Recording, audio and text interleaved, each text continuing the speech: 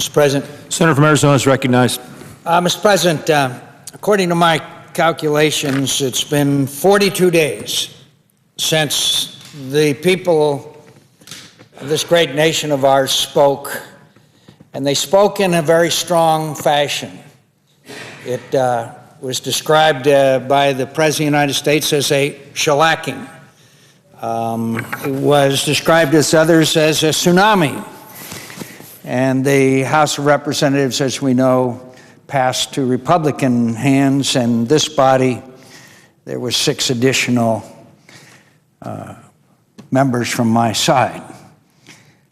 And I thought that the message was pretty clear, that the American people said, enough with the spending, enough with the pork barrel earmark spending, enough of mortgaging our children and our grandchildren's futures.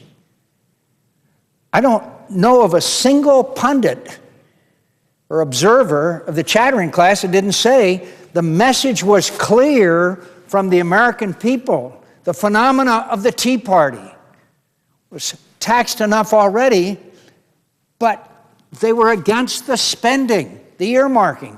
The approval rating of Congress is somewhere, depending on which poll you look at, 10, 12, 14, 16% approval ratings. Overwhelming disapproval of the way we do business here.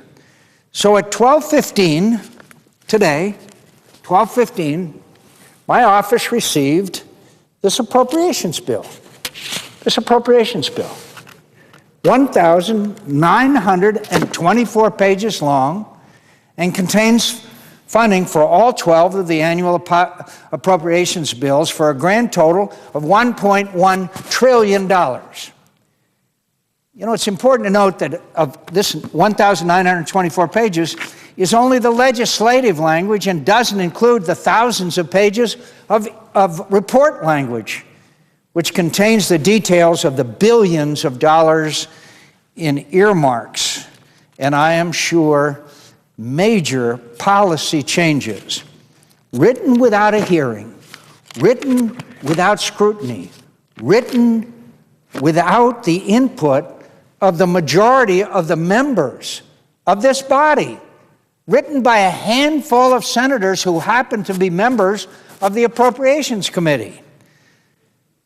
And the American people said just 42 days ago, enough. Are we tone deaf? Are we stricken with amnesia? What is going on here? We've just begun to look at this monstrosity, and we are continuing to uncover which earmarks the appropriators decided to fund, thanks to a new online database. We at least know what earmarks were requested by members and how much those projects would cost the American people if they were all funded. Organizations, Taxpayers Against Earmarks, WashingtonWatch.com, and Taxpayers for Common Sense joined forces to create a database.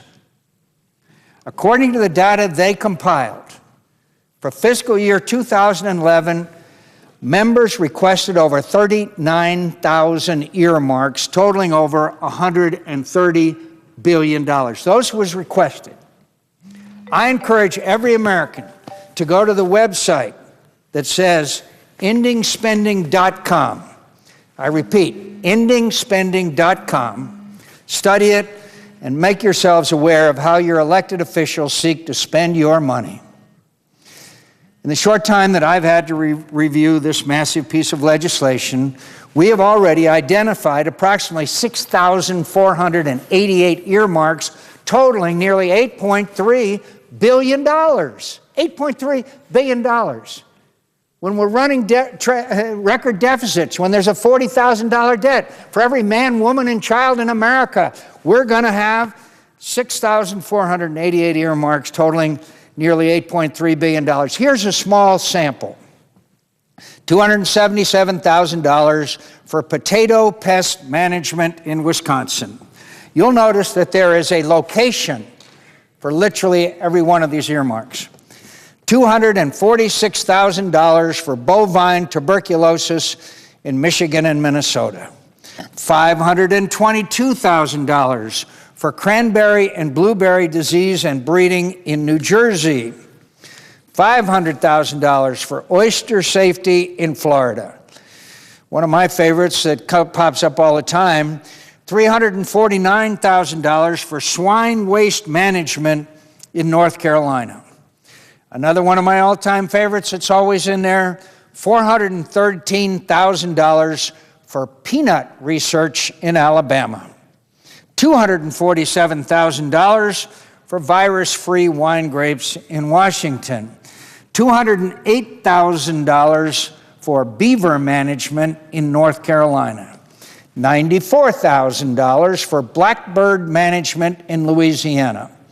$165,000 for maple syrup research in Vermont.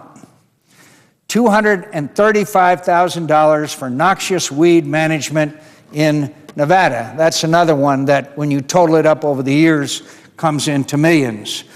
$100,000 for the Edgar Allan Poe Cottage Visitor Center in New York. One of my other all-time favorites that is always on here every year, $300,000 for the Polynesian Voyaging Society in Hawaii. Now, some people are watching and thinking I'm making this up. I'm not making it up. $300,000 for the Polynesian Voyaging Society in Hawaii. $400,000 for solar parking canopies and plug-in electric stations in Kansas. Additionally, the bill earmarks $720,000 to compensate ranchers in Wisconsin, Minnesota, and Michigan whenever endangered wolves eat their cattle. As my colleagues know, the U.S. Fish and Wildlife Service Gray Wolf Program is under intense scrutiny for wasting millions of taxpayers' dollars every year to, quote, recover endangered wolves that are now overpopulating the West and Midwest. My state of Arizona has a similar wolf program, but ranchers in my state aren't getting $727,000 in this bill. I'll have a lot more to say about this bill this week. I assure my colleagues, we'll spend a lot of time talking about this bill and the outrageous number of earmarks it contains. But let me just say this. It's December 14th, 22 days away from the beginning of a new Congress and nearly 3 full months into fiscal year 2011. And yet we have not debated a single spending bill or considered any amendments to cut costs or to get our debt under control. Furthermore, the majority decided that they just didn't feel like doing a budget this year. How's that responsible leadership? This is the 9th omnibus appropriations bill we have considered in this body since the year 2000.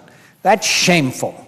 We should be embarrassed by the fact that we care so little about doing the people's business that we continuously put off fulfilling our constitutional responsibilities until literally the last minute. One thing is abundantly clear. The majority has not learned the lessons of last month's election. The American people couldn't have been more clear. They're tired of the wasteful spending, they're tired of big government, they're tired of sweetheart deals for special interests, and they're tired of business as usual in Washington, and they certainly are tired of massive bills, just like this one, put together behind closed doors and rammed through the Congress at the last minute so that no one has the opportunity to read them and no one really knows what kind of waste is in them. Let me be clear about one thing.